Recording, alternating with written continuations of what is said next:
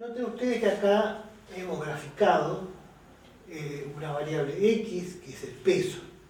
Primer detalle, noten que en general, cuando presentamos el tema de probabilidad y de la normal en particular, yo trato siempre de plantearles ejemplos como el peso, la altura, porque son los que se distribuyen realmente normales. Vale la pena mencionar que históricamente la probabilidad normal se desarrolló a raíz del estudio de fenómenos biológicos, que son normales, como el peso, la altura. A ver, si estudiáramos la distribución del ingreso, no es normal, es fuertemente asimétrico, están concentrados los valores en los primeros tramos de los ingresos y unos pocos en los valores más altos de ingresos. El hecho de usar como ejemplo para introducir un tema como la normal, variables como el peso, la altura, responde a ese hecho, de que son las que realmente en la realidad se distribuyen según una normal.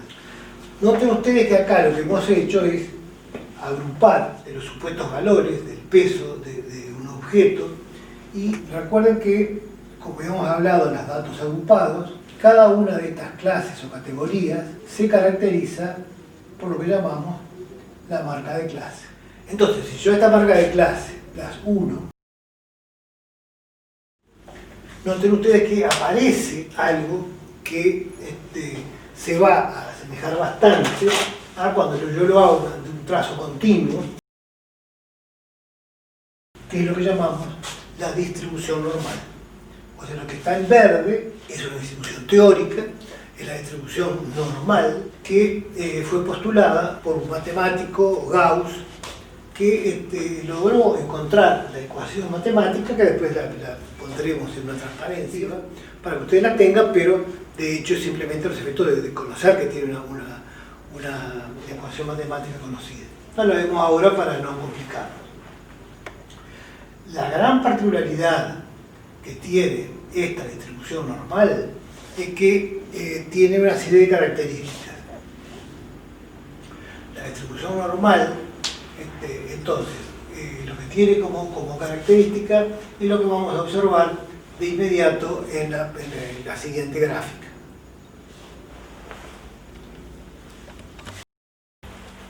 Bueno, ahora, como ven, hemos simplificado la gráfica y hemos dejado solamente la distribución normal. El primer aspecto que vale la pena mencionar es que el valor central, el máximo, en una distribución normal, el máximo es 0. Arbitrariamente tenemos valores positivos y negativos y está centrado en 0, que después veremos el 0S como lo generamos. Momentáneamente yo diría que lo que importa ver es de que si ustedes miran esta gráfica, la primera cosa que deberían de notar es que la gráfica nunca corta el eje. La distribución normal se llama el estilo de comportamiento asintótico. Se acerca tanto como queramos al eje de X, pero nunca lo toca. El segundo hecho es que, si ustedes notan la forma en que graficamos, yo hasta acá voy con un crecimiento creciente, pero acá el crecimiento empieza a decrecer. Este punto y este son los que se llaman las inflexiones. Este punto es -1 y 1. Este punto es -2 y este punto es 2. Y acá tenemos -3 y 3. ¿Cuál es la importancia que tiene esta graficación que estamos viendo? De que en una distribución normal, entre la media más o menos una inflexión, o sea, todo eso nos implica un área del 68,27%. ¿Qué significa eso? Eso es una cosa muy potente. Cuando yo tengo una distribución normal, el 68% de las observaciones se encuentran entre la media más menos un desvío estándar. Eso es muy importante porque nos dice cuáles son las cosas más probables a observar. Después, la otra cosa importante es, entonces, esto, como decimos, es la media más menos un desvío estándar. La media más menos dos desvíos estándar va a ser el 95 con 49%. Perdón, con 45%. 95 con 45%. ¿Qué significa esto? Que cuando yo observo una distribución normal, yo debería de esperar que, por ejemplo, si yo estoy analizando el peso de un conjunto de cadetes, supongamos que todos son de sexo masculino, que todos tienen entre 21 y 30 años, yo lo que debería esperar es que el 95% de ellos, su peso esté más o menos un desvío estándar. Habrá unos pocos que se van a alejar más de los desvíos estándar y unos pocos que se alejen más que ese valor. Más o menos 3 desvíos estándar. Fíjense ustedes que tenemos el 99,73%. De que si yo observo el peso de un conjunto de cadetes de una cierta edad, de un cierto sexo, es muy poco probable que yo encuentre personas que tengan un peso que exceda los 3 desvíos estándar o un peso inferior a los 3 desvíos estándar. Como teníamos en una de las transparencias, solamente los valores que se alejan de ese porcentaje son muy pequeños. Esto va a ser de particular importancia porque cuando yo observo algo que es poco probable, lo que yo debería de pensar es que el modelo que estoy utilizando debe tener algo que está mal. El razonamiento estadístico es, tú lo que estás observando es lo que es probable. Las cosas poco probables, lo que se indica es que yo debo de cambiar la hipótesis. Entonces, por ejemplo, si yo observo, yo digo, bueno, la velocidad, el tiempo promedio de arribo de un móvil es de 3 minutos.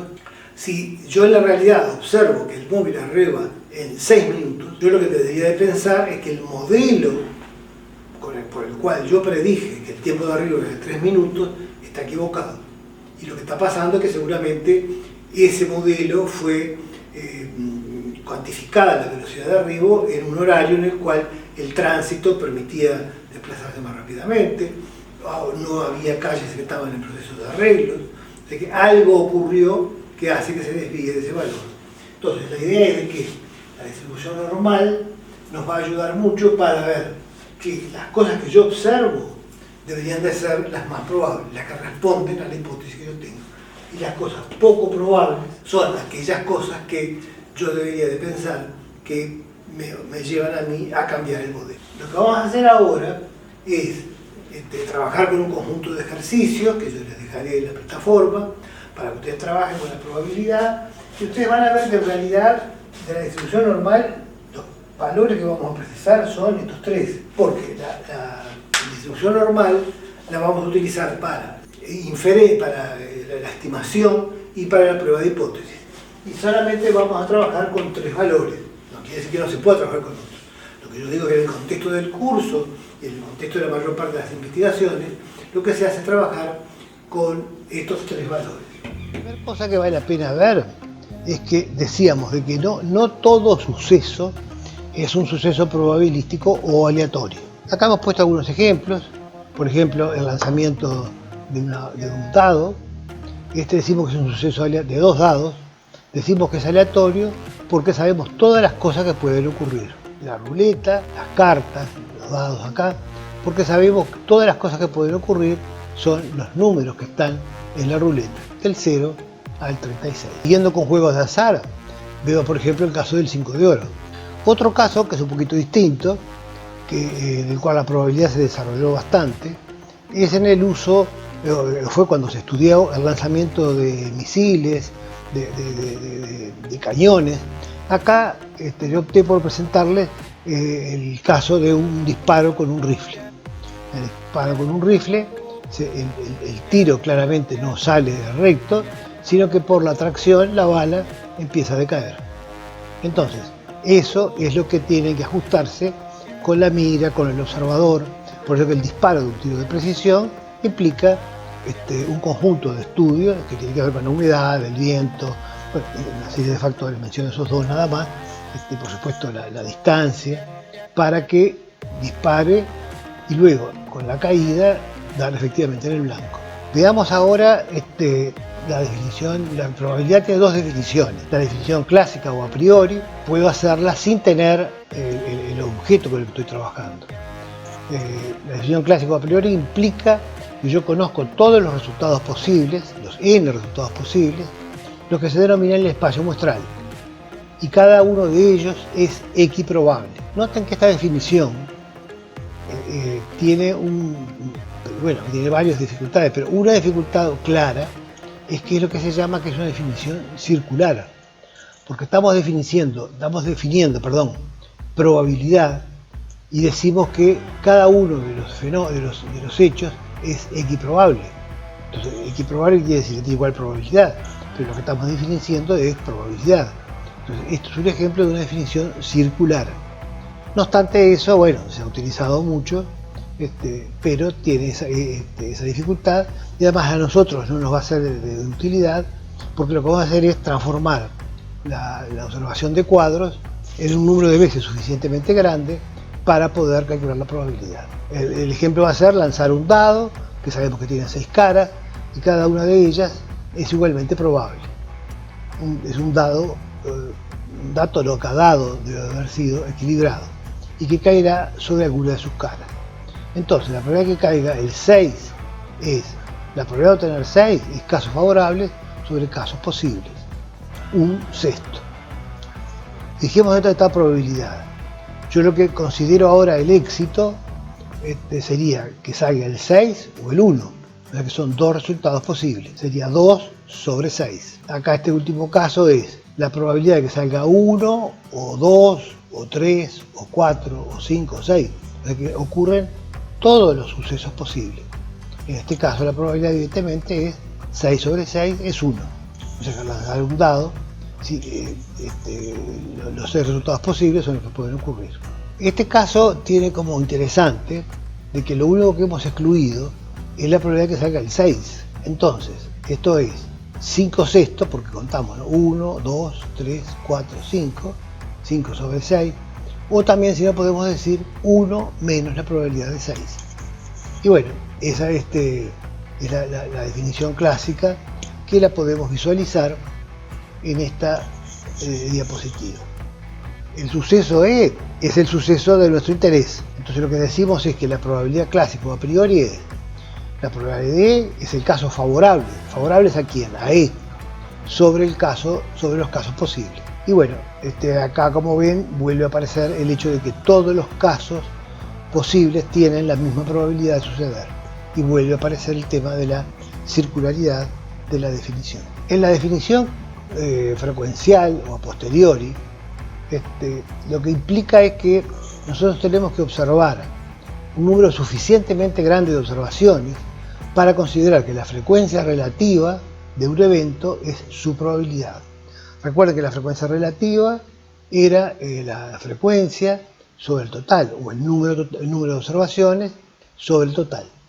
Lo que decimos que eso, que cuando lo multiplicamos por 100 es un porcentaje, se transforma en una probabilidad cuando el número de observaciones es suficientemente grande.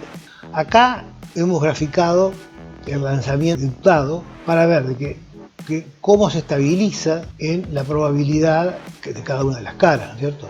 Acá observen cómo hasta acá podríamos decir que va oscilando, pero luego, a partir de 600 lanzamientos, la probabilidad se estabiliza. Este 600 van a ver ustedes que nos va a acompañar bastante, y vamos a ver de que no es que sea un número mágico ni cosa que se parezca, pero que en general, en la mayor parte de las poblaciones, si no son muy heterogéneas, con un tamaño de un número de observaciones de 600, los valores se estabilizan. Eso es importante, lo vamos a tomar después para cuando calculemos las muestras. Hemos puesto en esta gráfica, en este cuadro, perdón, el peso de 80 paquetes. Estos 80 paquetes pesan entre 50 y 100 kilos, gramos. Y acá tenemos la frecuencia. Usamos la variable peso porque ustedes recordarán que hemos dicho que las variables como el peso, la altura, variables biológicas, se distribuyen normalmente. Y esto es un poco lo que pretendimos mostrar ahí. Permítanme que les muestre esta gráfica. No, es decir, que acá lo que se pretende es lo que habíamos puesto en la pizarra antes, que el histograma podemos considerar que tiene acá esta curva normal, que es la que va a permitirnos trabajar con tablas y poder trabajar con las inferencias y demás. El peso de 80 paquetes, lo que hemos hecho fue agruparlo. Recuerdan que agrupábamos, y lo que hemos agrupado, estos paquetes, son los que pesan entre 50 kilos y 55. Esta clase es el límite inferior, es mayor o igual que 50 y estrictamente menor que 55. O sea que yo no puedo tener el 55 en las dos clases. Entonces el cuidado que tengo que tener es que acá el peso de esta categoría son los pesos que son mayores o iguales que 50 y menores que 55. Acá lo que tenemos es la frecuencia y hemos calculado la frecuencia relativa, que claramente es la frecuencia relativa de la primera clase es 1 dividido 80, que nos da este valor y así sucesivamente. Acá nosotros podemos visualizarlo esto ahora en la planilla electrónica. Vamos a trabajar ahora con la planilla electrónica para podernos facilitar todo el aspecto de los cálculos. Observen ustedes que acá tenemos el peso de los 80 paquetes hasta 70 y 80. Ahí entonces tenemos en estas dos columnas A y B el peso y el registro para verificar que sea el 80. ¿Qué es lo que vamos a hacer ahora? Ubicar los valores en las frecuencias relativas entre 50 y 55, entre 55 y 60, y ahí tenemos entonces la frecuencia de cada uno de los valores. De 50 a 55 tenemos 1, de 55 a 60 tenemos 2 y así sucesivamente. Esta frecuencia, calculamos acá la frecuencia relativa, como ya hemos visto, es igual a este valor dividido por 100. Eso lo hacemos para cada uno de los valores y como ven, la frecuencia suma 80 y la frecuencia relativa suma 1, porque la frecuencia relativa en este caso la estamos tomando como la probabilidad. Acá lo que hicimos fue graficar para simplemente tener una idea de la gráfica, cómo se aproxima a esa distribución normal, y acá teníamos las probabilidades que habíamos dicho que íbamos a calcular. Entonces fíjense ustedes que la probabilidad de estar entre 70 y 80 es la suma desde este valor J6 hasta 80, el J7, J6 a J7, y la probabilidad nos da 0,4125. Después acá la segunda probabilidad que hemos tomado es de 60 a 90, de 60 a 90, y fíjense en cómo la probabilidad sube a 0,8625. Acá un poco la idea es de cómo en los valores centrales se concentra la probabilidad. Luego tenemos un valor de una cola, la probabilidad que X sea menor o igual que 60. Estos son estos valores que están acá. Entonces la probabilidad que X sea menor o igual que 60 es la suma de el J2 y el J3. Ahí tenemos J3 y ahí tenemos el J2. Estamos calculando probabilidades de las colas y probabilidades del cuerpo de la tabla propiamente. Acá tenemos la probabilidad de dos colas, de ser menor que 60 o mayor que 90, y bueno, y nos da 0,375. Acá yo creo que lo que vale la pena es que ustedes trabajen con esta planilla electrónica, que ya la tienen hecha, pero yo les pediría que ustedes copien estos valores de su planilla electrónica y traten de armar esta tabla, que simplemente lo que tienen que hacer acá es ordenar los valores y ver cuántos están entre 50 y 55. Y los van numerando en cada una de las frecuencias que estamos considerando. Acá volvemos entonces al peso de los paquetes, de los 80 paquetes que teníamos graficados acá. Acá tenemos las probabilidades. Bueno, ahí disculpen, dice en la tabla anterior, los valores se ubican, como habíamos dicho, mayores o iguales que el límite inferior y estrictamente menores que el límite superior. Y las probabilidades son las que ustedes tienen en la tabla que las pueden calcular. Acá lo que mostramos, es que ya lo habíamos visto, era la idea de que estamos manejando de que cuando estos histogramas o diagramas de columna crecen suficientemente el número de observaciones, se transforman en la distribución normal. La distribución normal, que es un poco lo que hemos tratado de ver, concentra entre la media. La media acá ustedes verán que aparece una notación diferente, que es mu. Mu es la media en las poblaciones infinitas. O sea que X barra es en las poblaciones finitas. Y mu es en las poblaciones infinitas. Y sigma es el desvío estándar, S. Lo interesante de ver es que cuando una distribución o una variable se distribuye normalmente, entre la media más menos un desvío estándar está el 68% de las observaciones. La media más menos 1,96 desvíos estándar, el 95%. Y la media más menos 2,58 desvíos estándar, el 99%. Que son básicamente los valores que vamos a utilizar. Acá lo que me parece que vale la pena que veamos es esto que decimos. O sea, de que en la distribución normal hay ciertas probabilidades, que son a nivel de confianza, que son las más usuales. Entonces las probabilidades que más vamos a usar son el 90%, el 95% y el 99%. Cuando el nivel de confianza es del 90%, el valor de Z es 1,645. Cuando es el 95% es 1,96 y cuando es el 99% es 2,576. Yo acá lo que les pediría es que, bueno, que ustedes vean esto, espero que les haya quedado claro, pero créanme, tengan la confianza que esto va a quedar más claro cuando lo empecemos a usar en el tema que sigue ahora, que es el tema de la inferencia estadística, tanto sea entonces la estimación como la prueba de hipótesis. Esto